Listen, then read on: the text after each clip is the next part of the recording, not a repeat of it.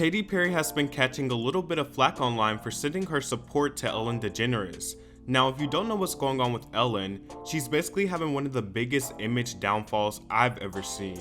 It's actually a little bit mind-blowing because she's Ellen DeGeneres. Sometimes her last name is swapped with the nickname The Degeneres, because she made a name for herself in the talk show world by being caring, generous, and giving young talent a platform. Now she has a plethora of accusations, from mistreating her workers, to racism, to just being a downright bad person. I was personally shocked that this is an actual occurrence. I had to make sure it was the right Ellen, because her public persona is vastly different from what these accusations are leading us to believe what she's actually like. But people need to realize that everyone has a public persona, and then they have how they really act in private. Some people act exactly the same, but a lot of people say or do things in private they'll never do in public, and that's the glamour of celebrity. Celebrities actually have people and fans convinced that they know them personally and who they are in private. Sure, some celebrities may be genuine people and have a more personal connection with their fans, but the fact of the matter is, no one knows how these people act behind closed doors. They're a public figure, yes, but they are strangers. No one knows them privately. Of course, celebrities want a clean and thoughtful image. Image is everything. Their image is the center focus of their business and income, which is why I can understand why people were upset when Katy Perry showed support for Ellen.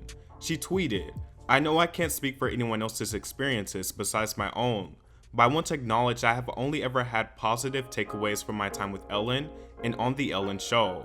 I think we all have witnessed the light and continual fight for equality that she has brought." So Katy says she can't speak for anyone else's experiences and overrides it with, "I think we all." I think we all what, Katy? It doesn't matter what the glamorized, pristine Ellen Show does, because we're now seeing that it could all just be a facade. I don't really understand why Katy used her personal experience as validation for the love and light Ellen has spread. You're a celebrity, you're rich, you're famous. Of course she's going to treat someone who's of her status and has a huge platform correctly. It aligns with her public image. And Katy ends this by saying, "To the world through her platform for decades, sending you love and a hug, friend." Now, if they are actual good friends like Katy says, I would not expect her to drop a friend in the middle of such a huge turn of events, at least so quickly.